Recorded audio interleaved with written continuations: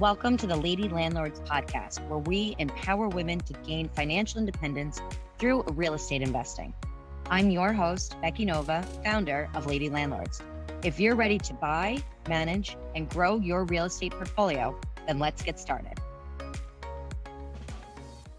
Do you want to travel the world while managing your properties while abroad? Well, so do I. And then this episode is absolutely for you. Hi, everyone. My name is Becky Nova. I am the founder of Lady Landlords. I just got back from spending a month in Europe, and I put a bunch of things into place to be able to manage while I was out of town. And I thought that some of you might actually be interested in hearing what I'm doing. Now, I have talked a lot on this podcast about how to systemize your rental properties. And this is going to be a great test and some tips that you can really put into place, even if you're just taking a break. For me, my vacation was really important to actually spend that time relaxing, spend that time traveling, spend that time with my husband. And I really wanted to be present for that. I wanted to make sure that I didn't feel that overburden of always having to be on call with my rental properties, or that I had all these other commitments that I wanted to do. I really wanted things to be as hands-off as humanly possible. So feel free to go back and listen to some of our other episodes about managing long distance. Those will help walk you through some of the systems that I put into place.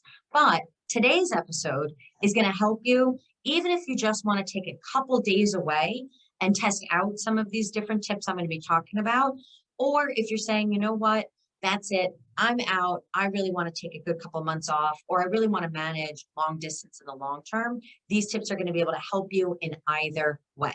So first, I want to share a little bit about my trip and why this was so important to me. As many of you know from listening to other podcast episodes, I actually lived abroad for many years. I was able to live in Spain, where I used to own a tour company. I then expanded into Portugal, where I used to have a bar, and then I used to take people from Spain to Portugal, Portugal to Spain. This was a really big part of my life, and it was actually something that my husband did not get to experience. We didn't actually meet until after I lost everything, which is also in previous episodes, and had moved back to the States. So all that time, I felt like there was just kind of a gap missing for him on what my life was like when I was living abroad. This was actually a trip that we had planned back in 2020, which clearly ended up not happening due to the pandemic. But it was also something that when I planned this trip to go backpacking, one, my husband and I did have less rentals a couple of years ago, 2 years ago. And also, I didn't have Lady Landlords at that time. Remember that Lady Landlords actually started out of a need during the pandemic. So it was also something that it was a lot easier for me to be able to kind of pick up and go. Now, today, that's just really not how it is. Now, Lady Landlords, we are a 24/7 organization and community for help for all of our landlords. Also, now I have more rental properties. So it is a very big difference in different amount of my time that is involved in what I'm doing with my rental properties. But I really wanted to get away. I had not been back to where I used to live for 10 full years. I wanted to make sure that I can sit out in that plaza in the Spanish sun and just drink my wine and make sure that that's really where I was focusing. I didn't want to have to worry about time zone changes. And now all of a sudden really having tenants call me in the middle of the night because I was 6 hours ahead. So we all need those breaks. So regardless of if you were just looking to really kind of lighten your load and put a little bit of organization into place and take a vacation, especially this summer, I know a lot of you probably have not been able to travel or travel the way that you want. Or if you were saying that, hey, you know what, I'm really looking to manage out of state, maybe in a more affordable area, these tips are going to be able to help you. And I want these to be things that you can actually put into use. So here they are. One of the first things that really, really helped me be able to enjoy my vacation while managing my properties and self-managing my properties was to make sure to set your boundaries with your tenants. One of the first things that I do when tenants move in is I really make sure to explain what the communication plan is going to look like with them. It makes it very clear in my lease how tenants should be contacting me. So, for example, what I actually have in my lease is that for any type of maintenance request, that there is an email And I have that email set up, that entire inbox is just for maintenance requests or any type of communication with my tenants. So in that way, it's something I can either check or I don't necessarily have to be checking every 5 minutes. In that email, they know that it is only monitored Monday through Friday, 9 to 5. So therefore, if they email at 6 p.m.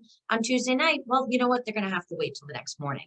It makes it very clear when they'll hear back from me. They understand also that I will respond to their emails within 24 hours. So the next business day, I will be able to get back to them. So by using that inbox, it really takes, one, the idea of having everything in writing, really, really solid from the beginning, but also it explains that this is not a instant gratification type setup, that the second that they actually reach out to me does not necessarily mean that that's the time that I need to respond back to them. When you think about it, in this day and age, we all have phones and most of us are more used to doing texting now than we actually are to phone calls. Well, with a text, there are definitely times when I've seen texts or when I've texted other people that they say, great, I see your text. I will get back to you at a time that's convenient for me. That's the same thing what email allows people to do. Rather than having a phone call where we automatically feel like, well, we got to answer that phone call, at least this kind of creates that time boundary and sets that expectations of when your tenants know that they will be able to hear back from you. That made it nice and easy because then I would only have to open that inbox and check once a day to see if there was anything that was actually in that inbox, because I knew also it wasn't anything of an emergency. And since my tenants know that I will respond within 24 hours, they know that that did not mean that all because they emailed me that they were going to get an automatic response. So that was a great way that I'm able to make sure that my tenants know the best way that we're going to be communicating. It also does list out in my lease what to do for emergency situations. Clearly, I do not want anything of an emergency going over to my inbox that I'm only checking once a day. That does list the phone numbers of myself and my husband, that we use the Google Voice numbers. So that way they don't necessarily have my personal phone number, but my business phone number. Also, which can set up business hours to ring through or to go to voicemail. But those phone numbers are really to be used in an emergency. It also explains in our lease what an emergency actually constitutes as. Meaning, if you called 911, that constitutes as an emergency. I don't want to hear about that in an email. I want to know about that in a phone call or in a text as soon as humanly possible. That makes it very clear where the delineation should be between what is a non-emergency versus what is an emergency. Now I know that if I am getting a call from a tenant, and if it is in the middle of the night, that they do know that, one, that is the right way to be contacting me, and it is for a problem that actually needs a solution and needs that immediately. That has really saved me a lot of time and headaches by making sure that I have those boundaries very, very clear. It's the same with the job. You work Monday through Friday, 9 to 5. Well, if your boss calls you at 8 o'clock on a Thursday, you don't want to be answering your phone. It should be the same way with your tenants. Make sure to put those boundaries in and do it from the very, very beginning. It also helps a tenant to understand what the expectation is for them to be hearing back from you. So that way they don't have to worry that they didn't tell you in the right way or worry about not actually hearing back from you. It makes it clear for all parties involved. So I highly recommend setting that up, even if you just have one rental, to make sure to set boundaries at the very beginning. Now, the next thing that I did was actually something that I started back in 2018 when I started buying properties. And that was that I treated my very first property, my one rental door, exactly the same way that I do now that I have many more. It is important to systemize your processes. So as I mentioned, I have a whole other episode here on the Lady Landlord podcast that really walks you through the systems that I use. So please do go back and take a listen to that episode and go back and implement what you can.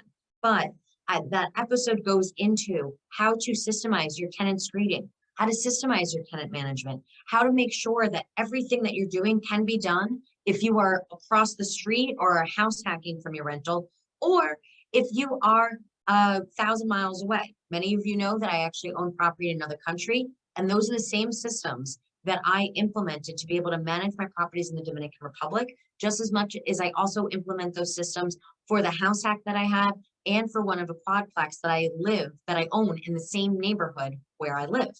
So systemizing, regardless of if you have one rental or 100 rentals, now is the time to get those systems put in place.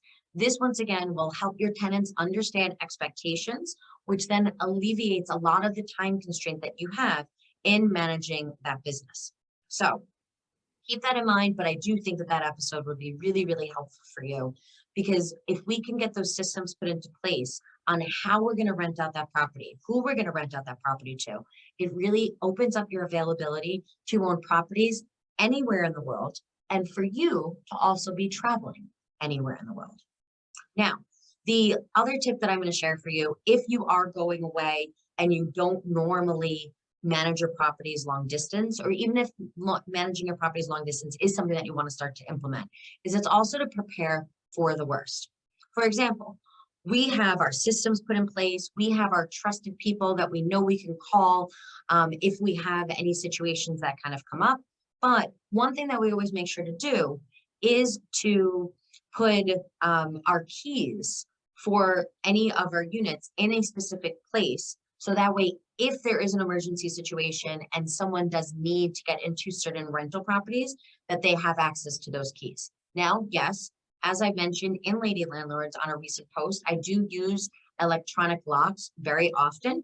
I think that's a great way in case anybody gets locks themselves out, in case you have to let a vendor in case you need to change locks between tenants. It is fantastic to be able to have those electronic locks, but those are also battery operated. And I think we've all had some time in our lives, the point where technology has failed us. So sometimes having that backup key is really important.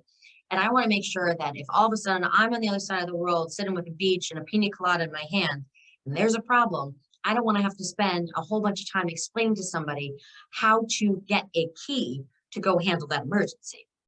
So one of the things that we do is we do put our certain keys in a lockbox in a very specific location.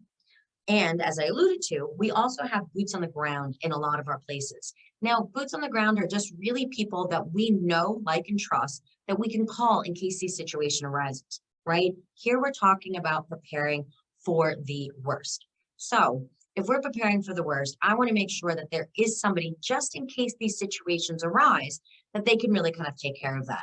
In this situation, to prepare for the worst, all you really need is your phone. You just need your phone and that person's information inside of it. Now, these are things that should have been set up in advance. This really talks about that idea of having the right people around you and having them to be a part of your team. The boots on the ground can really be either a family member or a friend, someone in the neighborhood that lives near this rental property. It can even be a realtor. Maybe you're investing in an area that you really don't know anybody. You can actually build those relationships with either property management, with realtors that can actually then kind of keep an eye on these places. We like to use our handymen or sometimes even our contractors or service vendors to be able to kind of be our boots on the ground. So then that way, I not only have somebody looking after my property, but two, I have the right person that I might need in that emergency situation already there on call for me.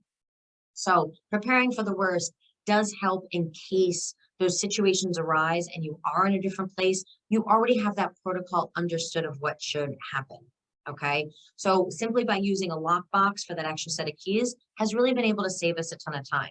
While my husband and I were backpacking around Europe for the past month, we were actually able to do a rehab on one of our properties. We were able to let a tenant in that did actually lock himself out. That's also a funny video you can see in one of my recent posts in the Lady Landlords Facebook group. But all of those different things allowed me to really be able to enjoy my vacation and to recharge in the way that I needed to be able to come back and figure out what is next for my portfolio. So I hope these tips will be able to help you have a little bit more peace of mind in your portfolio, regardless if you are just looking to go away for a few days or if you are looking to invest long distance and would like to implement some of these systems in a longer term time span. So thank you for joining me for today's episode of the Lady Landlords podcast. Do make sure to hit the subscribe button, regardless of if you're listening wherever you listen to podcasts, or if you are watching us here on YouTube, as we release new episodes every single Tuesday. Also, if you would like to learn more about managing tenants, do feel free to take the Lady Landlords Tenant Management Certification Program. That walks you through all of the systems that I use and helps you get the confidence you need to deal with some of those awkward tenant situations that we always talk about within our Facebook group. You can learn more about the Tenant Management Certification course at lady-landlords.com landlords.com/courses. Thank you very much for listening in today, and I will see you all next Tuesday for our next episode of the Lady Landlords podcast.